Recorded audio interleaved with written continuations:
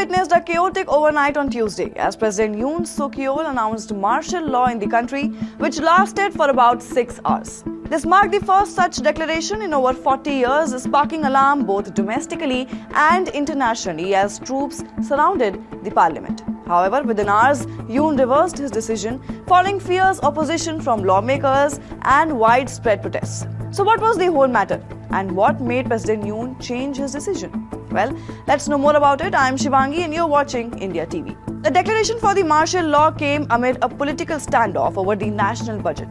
Yoon accused opposition forces of engaging in anti-state activities, which he argued were destabilizing the government. The move was the first martial law declaration since South Korea's democratization in 1987 and raised questions about whether the country was truly in a state of emergency or not. Under the decree, Army Chief General Park An-soo imposed restrictions on political activities, strikes and media. And he also ordered striking doctors back to work within 48 hours. Now, the South Korean constitution allows martial law during times of war or national emergency. But this was unclear if the current situation justified such measures or not.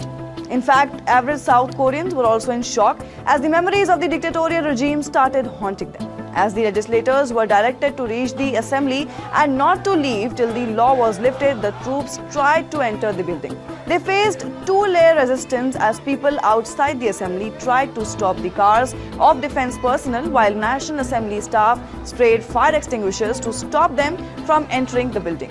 But then, as expected, the opposition parties slammed Yoon, calling his move undemocratic. His rival contestant in the 2022 presidential election, who narrowly lost to him, Lee Jae-myung, called the announcement illegal and unconstitutional.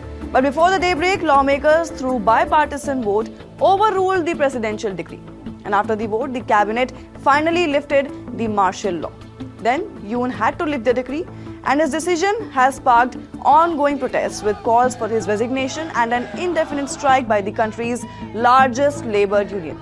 Well, were you aware of this whole situation going on in South Korea or not? Do comment and let us know. Till then, keep watching India TV.